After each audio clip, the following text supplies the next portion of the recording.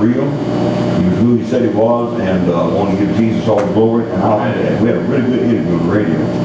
And the amazing thing about radio is they can take anybody like me or anybody and make you sound halfway decent. They run through all these little compressors and stuff, you know. We come out sounding pretty good, just brother. I don't know. Yeah. Or maybe you shouldn't hear it after we play it. Anyway, so let's come on. Let's do a couple songs with him, and you can introduce him quickly. And you're going to enjoy Dennis. You're going to enjoy his songs. You're going to enjoy his testimony. And oh, let me get to this for a second here. I like what he said. I asked him before church. I said, do you mind if we audio or video the tape so we can give it out to others? I guess never said by all means do it. All means do it. That's how a man's heart is. I like that. So we're gonna play over here, I guess. So. Yeah. So this is gonna ruin them. Yeah, I'll tell you what now. Right here.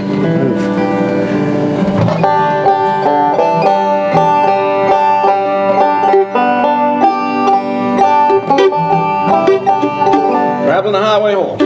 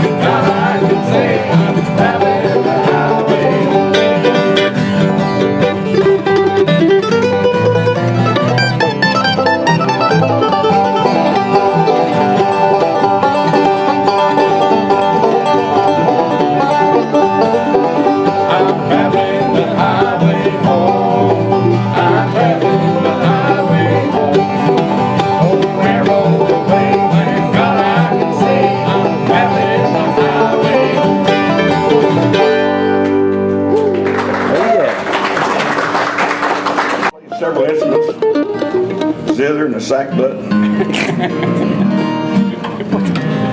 What is this again? This is a symbol day.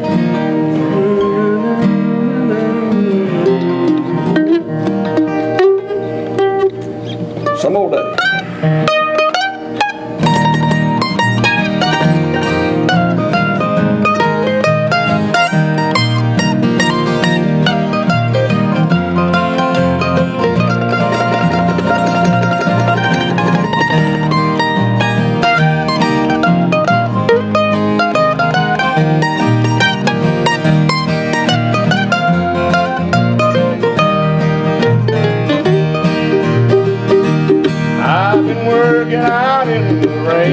Tied to this dirty old ball and chain. Oh dear mother, I'll come home some old day. Some sweet day they'll turn me loose from this dirty dirty old calaboose. Oh dear mother, I'll come home some old day. Some old day, get away from me and pray. Oh dear mother, I'll come home some old day. Some sweet day they'll turn me loose from this dirty old calaboose. Oh dear mother, I'll come home some old day.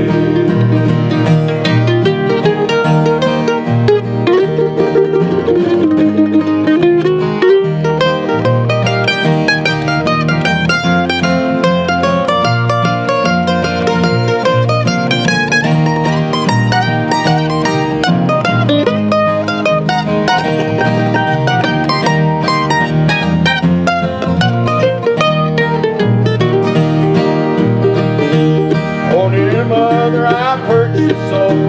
I've been cruel to you, I know. Oh dear mother, I'll come home some old day. Tell my brother and his sister and dad they're the best friends I ever had. Oh dear mother, I'll come home some old day. Some old day, get away from me and pray. Come home some old day. Some sweet day they'll turn me loose from this dirty old calaboose. Oh dear mother, I'll come home some old day.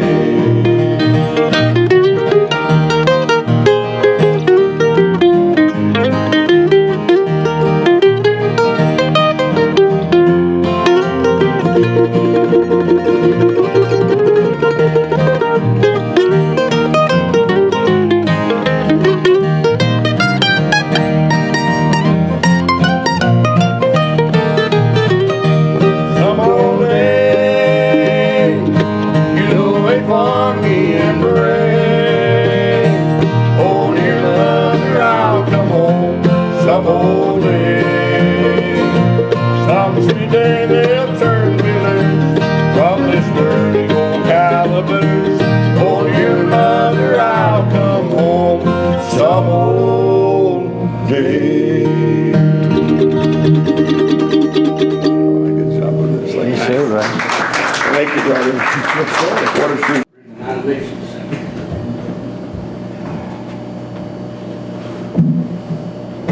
All right, well, I'm not going to take much time introducing this guy. I'm going to let him introduce himself. I can just tell you that a few months ago, one of my friends, a musician friend, said, have you heard of this guy, Dennis Parker? He posts these videos on Facebook, and he does cover songs of like James Taylor music and Glenn Campbell, which I love both of them. And so I just kind of ghosted him on Facebook a little bit, just kind of started watching some of his videos, and really was first amazed by his musicianship.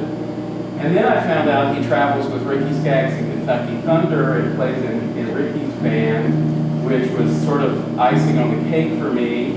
And then I found out he's a recovering alcoholic, which, I'm a therapist, and so that was even better. And so just all of those things. So I just sent him a message one time, not even hoping that he would ever agree to come do this. But I said, do you ever come and just do concerts and talk about your story and your recovery and play some music? And right away he said, I will come and I'll come. I'll be there. So this is such an amazing thing for me to be able to bring Dennis here and let you hear his amazing story. As a therapist, I work with a lot of people who are addicted to a lot of things, and some of them don't live very long. They die because of their addiction or their bad things happen to them. I'm so thankful that Dennis lived and that he's here to tell his story. So I'm just going to let you get to know Dennis Parker right now. Would you give him a nice hand?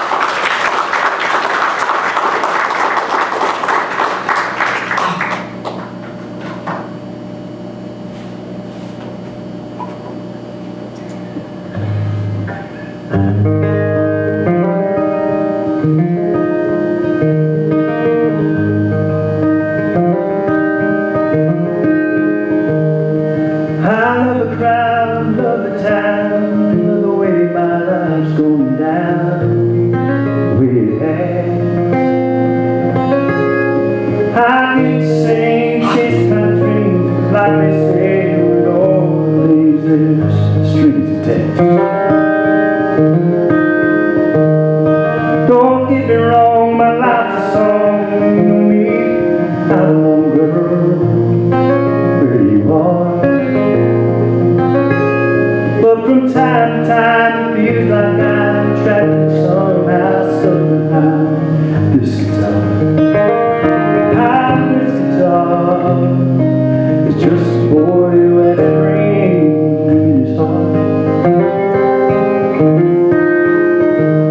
Behind this guitar, just a guy who can't believe he got this far. When I was a kid and the other kids were doing what most kids did, well, there I was, sitting on the edge of that twin bed, waiting till my fingers bled, got in my blood. That's not to say I didn't officially move around at my age, oh my darling. But from 8 or 9 to right here tonight, you might say pretty much, but behind this guitar is just a boy who had a dream in his heart. Behind this guitar is just a guy who can't believe he got this far. Well, I've always said I'm blessed by me. Is anybody's guess? Well, I don't know. But I'm well aware that the man upstairs couldn't answer any of his prayers and let mine go.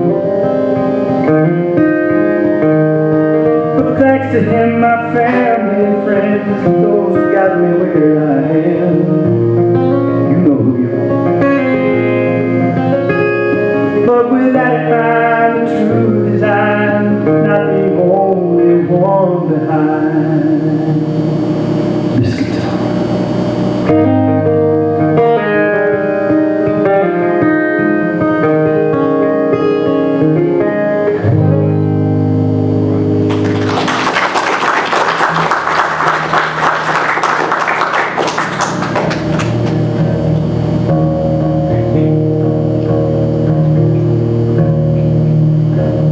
I'm gonna sing a song that I know all of you know. I got sober about 4 years ago when I went back to jail. I've been in and out of jail for the last 20 years, 5 DUIs. Just couldn't handle my drinking, couldn't handle life. But I'm standing before you today, not by anything I could ever do, but because of the blood of Jesus.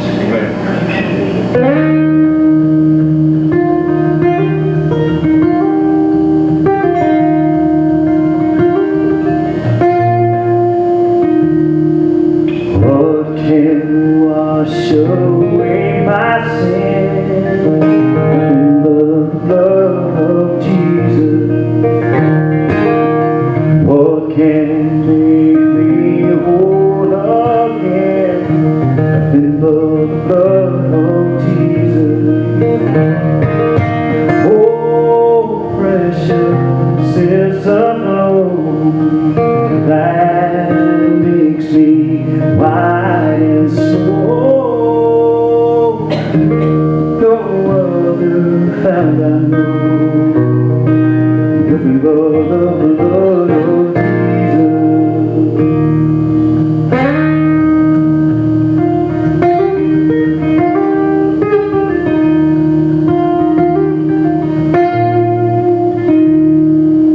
For my part of this I see nothing but the blood of Jesus.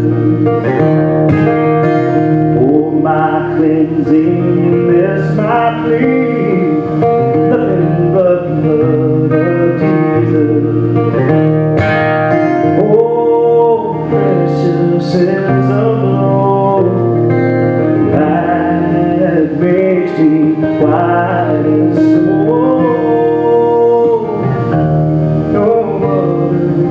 I know nothing but the blood of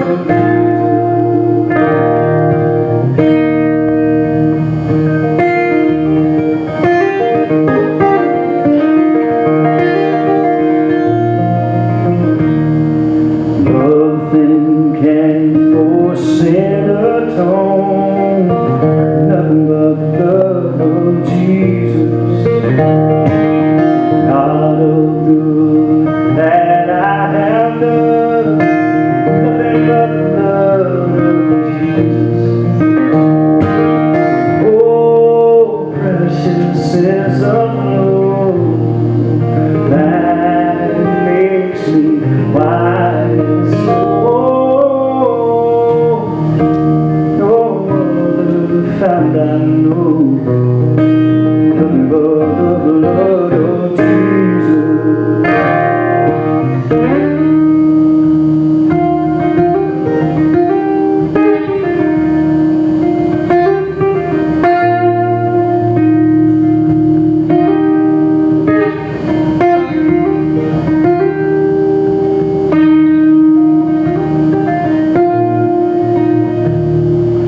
This is all my hope and peace, nothing but the blood of Jesus. This is all my righteousness, nothing but the blood of Jesus.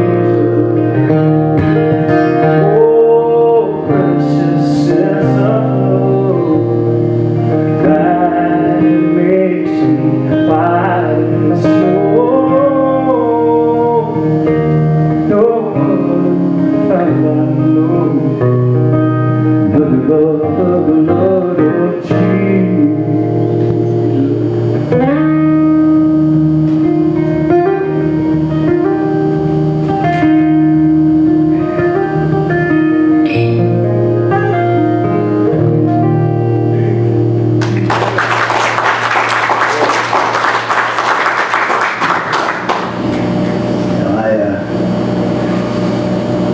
I didn't know that Kentucky was this far away from me anyway.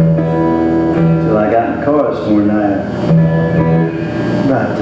It's about 6 hours over here. Y'all should move it closer if y'all want to be a part of my life. But I'm really grateful. I don't believe in coincidences. I don't know about y'all. I've had too much happen to me, and God has proven himself to me in some pretty amazing ways. I don't have all the answers. And it's very, very cool for me today if someone wants to, because I used to try to do it myself. I thought I had all the answers. And then I remember I used to walk through fairgrounds. Y'all see that sign that says, do you know where you're going when you die? I used to go to these places to seek them out because I like to trip them up. And I'm ashamed of that. There was a time in my life where I wanted to believe that there was no God. And if he was there, he didn't have nothing to do with me. It wanted nothing to do with me. I'm telling you, folks, you can believe a lie. And you can make a lie into the truth. Amen. It's so amazing how the devil, he doesn't want to just maim you a little bit. That's right. He wants to destroy you. Amen. He wants to kill you. He wants to destroy you. He wants to take you out. And only a fool says there's no God. That's the truth. And I am ashamed to tell you, but the majority of my life, I have been a fool. But when I came to know Jesus, the cool thing is, I didn't surprisingly have all the answers. You know, it's like, you know, you get Jesus, and all of a sudden, you know, you're supposed to have all the answers to everything that's written in the Scripture. You know, the Bible says that the just shall live by faith. Amen. You know, if I knew everything, what do I need God for? But I have found it quite interesting I used to have to answer all the time for my behavior. I would get drunk, I would black out, and I'd do some of the craziest things. And next morning, I would have usually an angry girlfriend that would say, "I cannot believe you." And then I would just have to say, I'd have to, first I would try to pry out whatever information she had, and then somehow come up with an excuse for my behavior. Because I had to prove to you, I knew exactly what I was doing. I wasn't drunk. No, you just... But I have found that I don't have to do that anymore. The coolest thing about salvation, and the coolest thing about my walk with Jesus, is my walk is very personal. It's a one-on-one relationship with Jesus Christ. It's going to be different than your walk because you're walking a different path. You're around different folks, and I'm over here doing the best I can, living for the Lord. But when people come up to me and want to trip me up, it's so freeing these days to not have to come up with some cockamamie story to try to cover my tracks. It is okay to say I don't know. You know, it really is. As a Christian, it's okay to say I don't know. But I do know, and I have lived this long enough and been through enough hell that I will tell you that I'd rather be on this side. Amen. And I'm really excited the fact that I don't know what tonight's going to hold. I don't know what I'm here for, really, honestly. But I do know that sometimes Dennis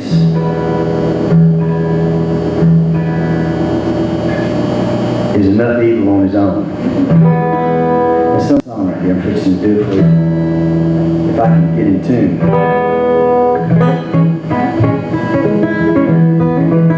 This is a song, it's a reminder to me. If I'm not singing it to you, I'm singing it to myself. I do this, this is really getting my nerves. All right, y'all pray for me.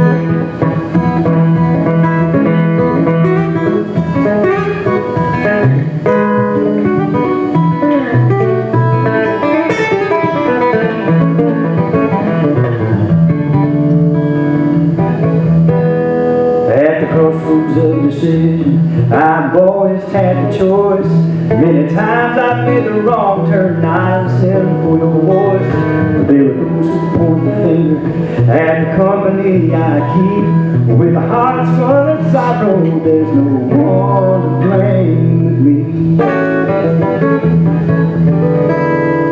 Oh, see, from the weakness of my flesh, going over worldly pleasures, but my soul, when pride keeps me from falling on my knees, it's in your head. Save me from myself.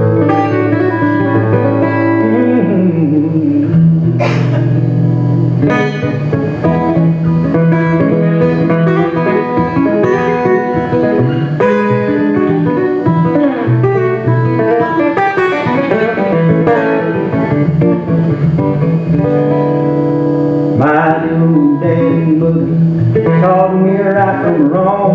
One strong drink of liquor, son of anything but strong. When lovely ladies come on, smile, turns my eyes from God. Won't help me in my struggle, keep my conscience on the job. Oh, see, the weakness of my flesh, though little grown pleasures with my soul. When pride keeps me from falling on my knees, see your hand, save me from myself. See, from the weakness of my flesh, though little worldly pleasures with my soul. When pride keeps me from falling on my knees. see your head. Savior, save me from myself.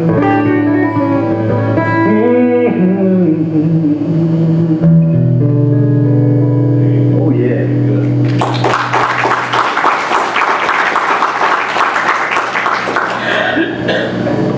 You know, I feel like I'm an honorary Kentuckian. I don't know if that's possible. Nobody actually gave me a piece of paper that said I was. But I've been with Ricky Skaggs for this time for about 3 years. I used to play with him back in the 90s, back when he was doing country music. I was in his country band. And I went off and I stayed there about a year and a half. I played on one record called Bluegrass Rules. It was one of his first resurgences back into bluegrass music. I got to play on that record, but I always felt like I had a wayward heart.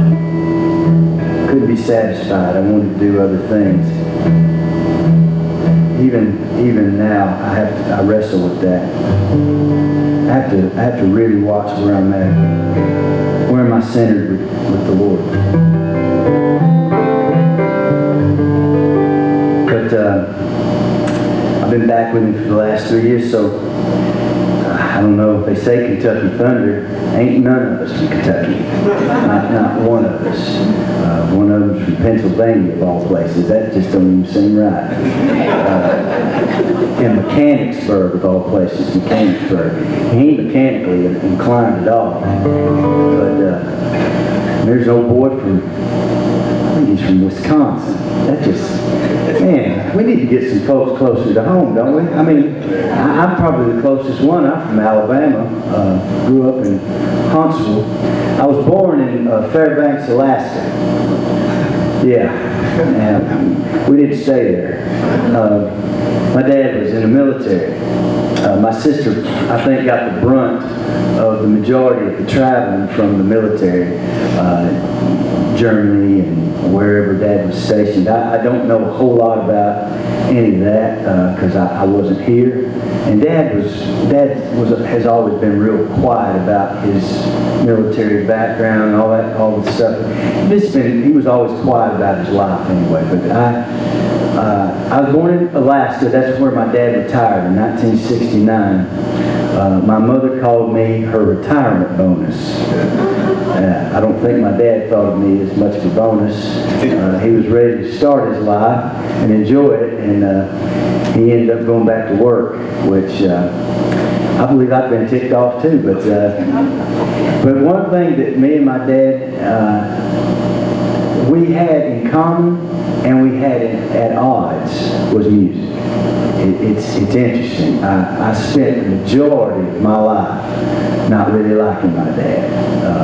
Because my dad, what I wanted from my dad was a hug and tell me how much you love me. And, I needed your acceptance. I needed your approval. And I never got a whole lot of that. He just was a quiet guy. I got a lot of the information about my father from my mother. She would tell me, she said, Dennis, you got to understand your dad. He had a mother that didn't want him and a father that he never knew. And that's not a real good way to start life, you know. And what I found out through the years, and this is after getting sober and finding Jesus, we all do the best we can with what we got.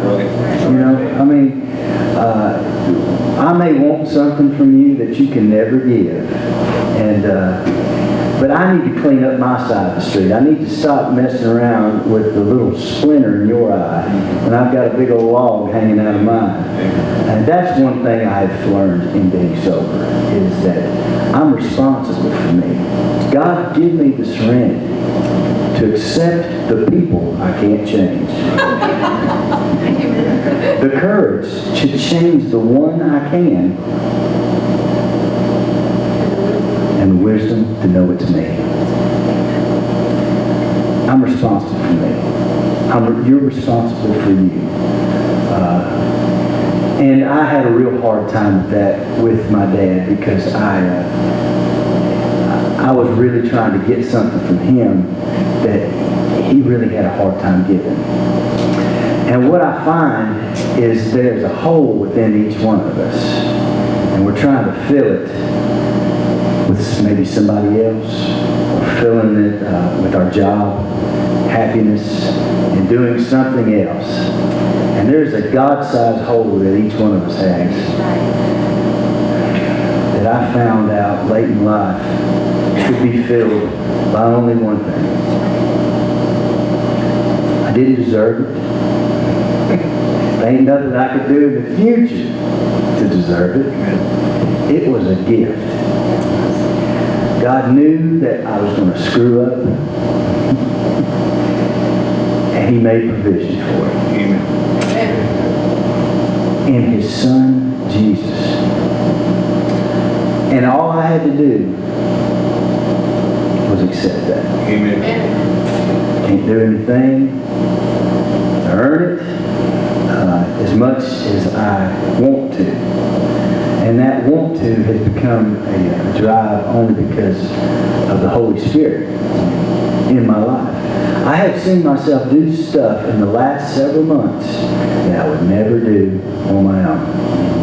There was a guy that I barely knew that I know from gospel music.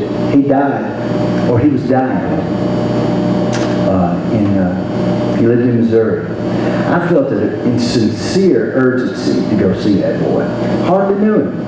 Why do I need to go see him? You know? And I was driving to Branson, Missouri, and the whole time wondering, what in the world are you doing? Jesus, take the wheel. And I didn't understand it until I got there, prayed with him. But I walked in there into his room, and he looked pathetic. He looked so horrible. And it still haunts me the way he looked. But words came out of my mouth that I did not expect. And I said, I cannot believe that God made me come. 12 hours to tell you that He loved you. Amen. Because dentists don't do stuff like that. Dentists still don't do stuff like that. I find myself doing things not because I want to, because most of the time I know it's not me. But it's so beautiful to see God work in your life, and you can't take credit for it. You know, I started singing under my air conditioner just to get sober. I got this little thing on Facebook. Songs under the air conditioning unit. I've got this really eyesore of an air conditioner in my apartment. I walk in there, and I remember the first time I walked in there, I looked around the room, you know, thinking, how am I going to situate this room? How am I going to make it look like home? And I found that the only place I could put my couch was under that air conditioner. And it was, you know, I hear birds chirping out of it. You know, there's a draft. It's just, I don't know. But one day I sat down under that air conditioner. I had an iPad that somebody had given me. And I put it out in front of me on the table. And I had the video as it was flipped around back at me. And I saw me, the guitar, and that air conditioner. And I thought it was funny. I thought it was really hilarious. And today, I have an album called Songs Under the Air Conditioning. And everybody laughs at it. But God can use an air conditioner. Amen. If you give it to Him. What I started out using just as fun, as an outlet, became a place that I could sit under and share my life. Not wear the mask anymore.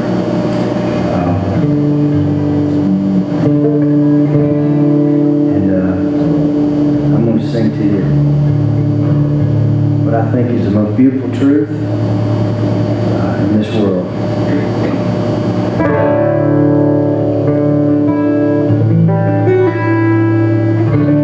Jesus loves me. This I know, for the Bible tells me so. Let him to him belong. Yeah, we but he is strong. Yes, Jesus loves me.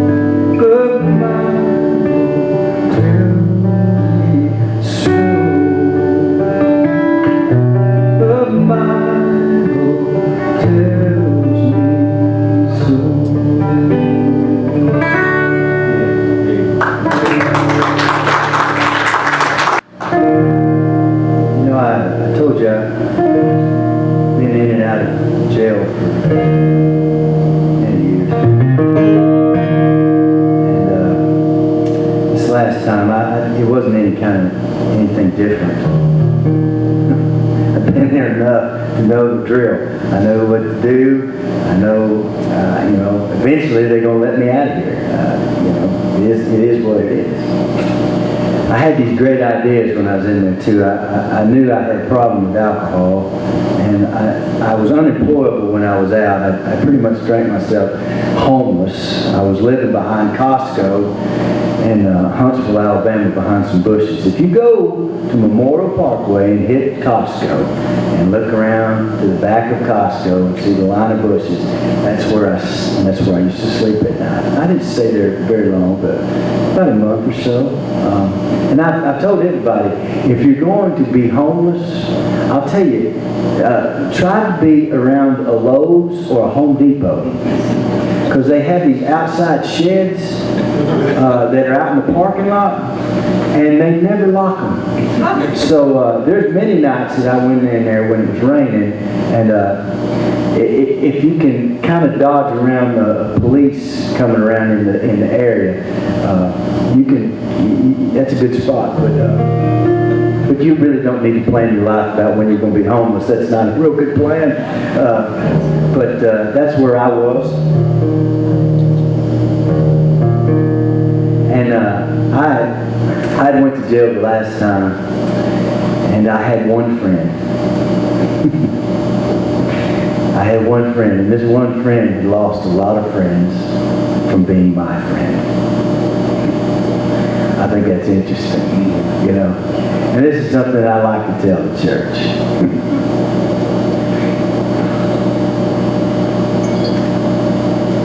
Be that one friend. Amen. Amen. That one friend saved my life.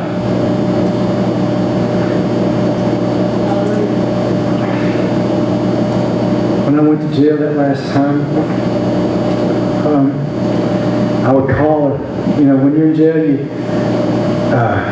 you just can't use your phone just whenever you want to. There has to be money put on your phone account for you to be able to talk to that person. So this one friend put money on my account so I could talk to somebody. And I was angry, as you can imagine. The one thing about an addict or an alcoholic or somebody that's going through some hard times, most of the time that person is pointing a finger at everybody else. And I learned too late that when you got a finger pointing at somebody, you got three pointing back at yourself. Right. And but I was angry. I was in there and I just didn't feel like it. And things were just. I don't know where this strength came from this friend. But she told me what I thought was nonsense. She said, "Dennis, God loves you."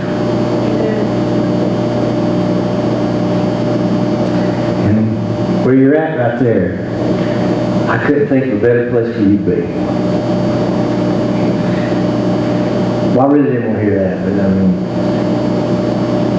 in retrospect, looking back, I didn't have to worry about keeping the lights on. Didn't have to worry about where I was going to live. Didn't have to worry about what I was going to eat. It's everything that Jesus and God's Word promises us. Don't worry about what you're going to wear. Don't worry about this. Don't worry about that. But I was at that place that even before knowing Him, I was being taken care of in a facility that I didn't want to be at. But this lady told me, she said, this friend, she said, I tell you what you need to do. You need to get you a Bible. You need to get back in it. You need to draw close to Him. There's your answer. There's your meaning for life. You don't think you matter? Well, let's see what God says. And what I found out is that I'm not worthy. I don't have anything to offer. But through a series of events, God sent some people my way. I believe that. I believe that. Beyond a shadow of a doubt, I believe that. I went to an AA meeting while I was there, and there was a guy that showed up that I hadn't seen in years. 15 years, 20 years. And this, by his account, said was going to be the last time he ever went to the jail because he just didn't see any results at the jail. And And then Dennis shows up. Well, he was there to come get me.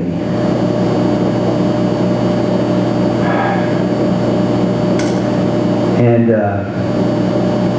I decided, I still had some squirrely ideas. I was going to stop drinking, and I was going to pick up weed. I'd found a guy in jail that I was going to be my dealer, and I had some great ideas about that, because there's no way I was going to be able to get through life sober. It's got, I can't handle alcohol, but sure, you know, weeds from the earth, let's take that, you know. And basically what I figured out later on is that all you're doing is switching seats on the Titanic. You know, I was gonna go down one way or the other, but my life changed after an AA meeting when I realized the hurt that I'd inflicted on people by what I'd done. And what that did was show me my wretchedness. That was the best day of my life. Amen. The best day of my life is when I realized I was wretched. That don't seem like a good day. I've had some pretty good days in my life. I've held a Grammy in my hand. I played for 10,000 people. I played on the CMAs. That's some pretty good stuff. You know, I get to stand next to Ricky Skaggs so many nights. Best night of my life was when I realized that I didn't measure up. I didn't measure up to a holy God. I'm here, and I'll never measure up to that. But God loved me. Jesus loved me. And He made a way that I could have a relationship with Him, and that I didn't have to go out anymore alone. Amen. I didn't have to get tanked up to get on stage and play. Courage doesn't come from a bottle. Never will. Right. Courage doesn't come from your pills or whatever you're taking. Courage comes from stepping out in faith and believing something that you can't see and is a mystery so many times. God's a mystery to me, man. He's just a mystery. I don't know. I'm not supposed to. You know the difference between Dennis and God? Is God knows He's not Dennis. That's the truth. Because when Dennis starts taking the role over of God, we got some trouble. And I'm going to make a big mess of it. But Jesus paid for that too.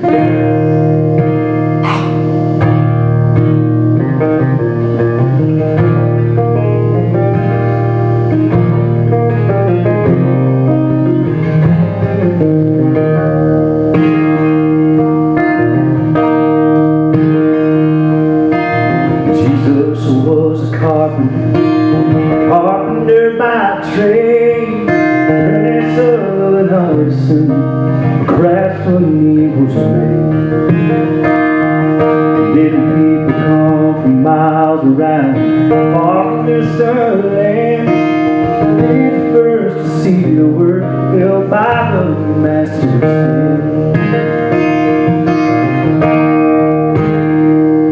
We're his frame, square and level, his measurements true, big things what was broken, make it better than brand new. Oh, I traveled back 2,000 years, this time if I could, I'd like to see some other things Jesus made from gold. It makes perfect sense when God said the Savior you would be. Carpenter to see you all working on me. Of all His creation, His greatest miracle, He took to be saved would and save my soul.